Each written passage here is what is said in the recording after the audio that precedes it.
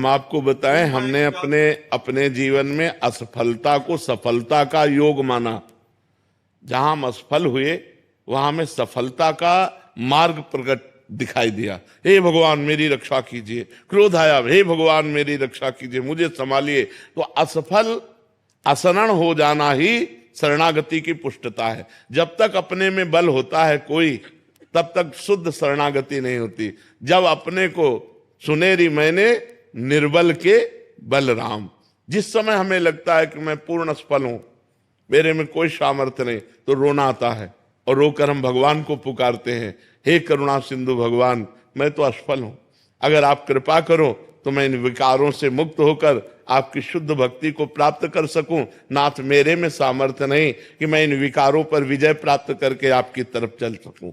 गोस्वामी तुलसीदास जी कहते हैं, हौ हारेव कर जतन विविध विधि अतिशय प्रबल अजय, तुलसीदास बस होए तवै जब प्रभु प्रेरक बरजय। हे प्रभु, आप काम क्रोध को प्रेरणा देते हैं, हमारे मन को प्रेरणा देते हैं, सारी लीला आपकी चल रही, आप इनको रोक दो और हमें अपने चरणों की तरफ आने दो। असफलता में निराशा नहीं आनी चाहिए, असफलता में आशा जुड़नी चाहिए और भगवान से। मैं तो किसी योग्य नहीं, लेकिन आप सर्व सामर्थ्यशाली हैं, आपकी एक कृपा कोर से मेरा सब कुछ बन जाएगा। मेरे बनाए ना बनेगी कोटि कल्प लो, आपके बनाए बनेगी पल पाव में, पल के चौथाई हिस्से में आपकी कृपा कोर से बन जाएगा। नाथ आपने बहुत पतितों को पावन किया है, मुझ जैसे अधम को भी पावन कीजिए। ये अंदर से भावना आ जाती है तो हमारी सफलता का योग बन जाता है। हमें निराश नहीं होना, हमें उदास नहीं होना, हमें हताश नहीं होना, अपने कर्तव्य पर कदम आगे बढ़ाते रहना है। फिसल जाए तो फिर खड़े होकर के चल, ये परमार्थ का मार्ग है, इसमें हारना नहीं है, इसमें निराश नहीं होना। हम अविनाशी के बच्चा हैं, एक न एक दिन परम पद को प्राप्त करके रहेंगे। आज अगर हम परास्त हो रहे हैं तो हम रुकेंगे नहीं, हम 100 बार गिरेंगे तो 101 बार खड़े होकर फिर परमार्थ पे चलेंगे, तो कभी न कभी भगवान हमें विजय दिला ही देंगे। हमारी कमजोरियां हमें गिराती रहती हैं महाराज। हमारी कमजोरियां हैं, लेकिन हमारे प्रभु तो बहुत बलशाली है ना। तो उधर दृष्टि रखो, अपनी तरफ दृष्टि क्यों रखो? जब अपने को पता है अपने से नहीं संभलने वाला, तो ऐसे चलो, गिरोगे नहीं। ऐसे चलोगे कभी नहीं गिरोगे। आज तक जितने भी ऊंचाई पर चढ़े वो ऐसे चढ़े हैं, जो भगवान की शरण में हुए। सनकादि ब्रह्म ज्ञानी है, लेकिन हर समय हरि शरणम हरि शरणम हरि शरणम जपते रहते हैं। जो भगवान का नाम जप करता है, भगवान का स्मरण करता है, अपने को असमर्थ देखता है, वही तो परम पद का अधिकारी होता है, वही तो भगवान का कृपा पात्र बनता है। यही दरबार दीन को आदर रीत सदा चली आई। जो अपने को किसी योग्य नहीं समझते वही सर्व योग्य हो जाते हैं, जो अपने को कुछ योग्य समझते हैं वो भ्रष्ट हो जाते हैं, क्योंकि अभिमान नाश का कारण बनता है, पतन का कारण बनता है। मेरे सारे काम बिल्कुल आखिरी तक पहुंच के रुक जाते हैं महाराज जी, ऐसा क्यों होता है इन परिस्थितियों में? पूर्व पाप हमें असफलता प्रदान करके दुख का अनुभव कराता है, पूर्व पुण्य सफलता प्रदान करके सुख का अनुभव कराता है। अब उन पूर्व पापों को नष्ट करने के लिए तप करो, भजन करो, व्रत रहो। मान लो महीने में 2 व्रत रह जाओ एकादशी के, और खूब नाम जप करो, कुछ स्तोत्र पाठ करो, तीर्थ याटन करो, जिससे तुम्हारे पाप नष्ट हो जाएं, तो वो तुम्हारे को सफलता प्रदान करेंगे। नहीं, पाप ही असफलता प्रदान करते हैं। सब कोई सोचता है, सब कोई कामना करता है, लेकिन सबकी कामनाएं थोड़ी पूर्ण होती हैं।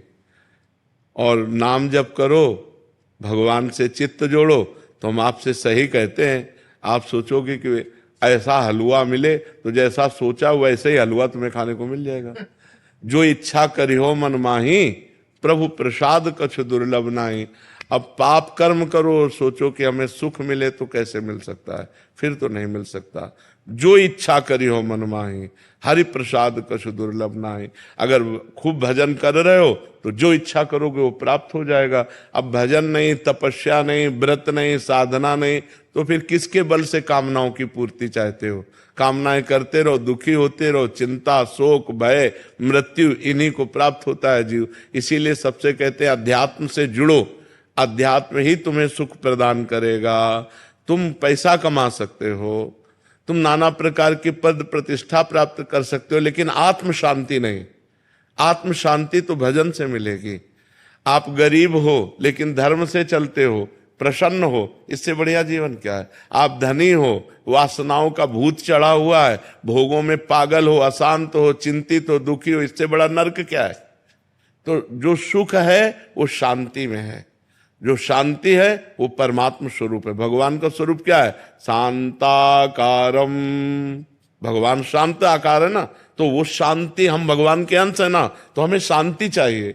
भगवान क्या है? आनंद सिंधु सुख राशि।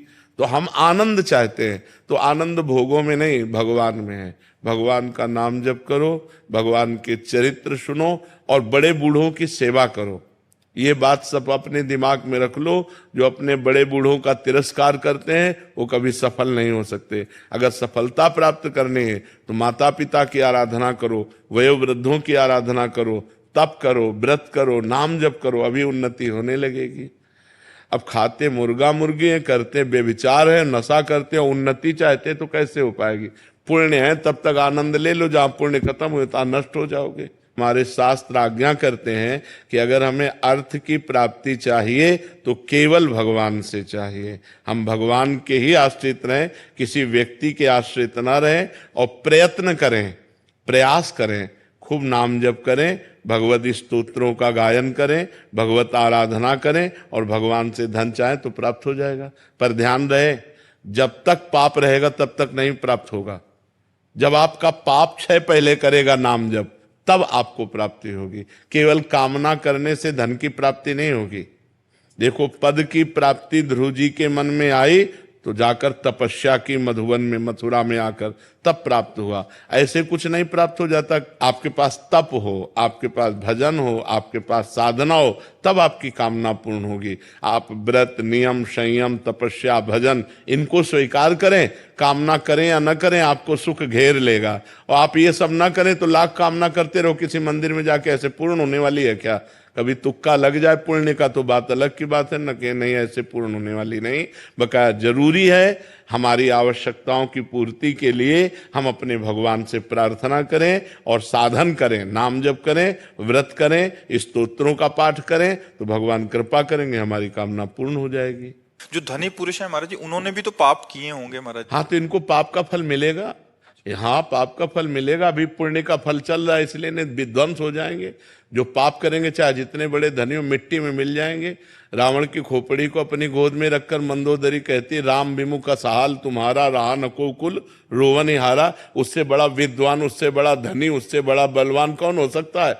मिट्टी में मिला दिया भगवान ने। इसीलिए चाहे जितने बड़े तुम आज धनी हो, पुण्य के प्रताप से हो, और अगर आज मतवालापन करोगे, पाप करोगे, तो कल तुम नष्ट हो जाओगे। न लोक के रहोगे न परलोक के रहोगे। इसलिए धर्म से चलना चाहिए। वर्तमान के सुख दुख को देखकर प्रभावित नहीं होना चाहिए। कोई धर्म में चल रहा है, दुखी दिखाई दे रहा है, उसका पूर्व का पाप चल रहा है, वर्तमान में बहुत अच्छा चल रहा है। कोई वर्तमान में बहुत गलत चल रहा है और सफलता को प्राप्त हो रहा है, तो उसका पुण्य काम कर रहा है, लेकिन वर्तमान का कर्म जब फल देगा तो नष्ट हो जाएगा, क्योंकि वर्तमान में वो गलत कर रहा है, अधर्म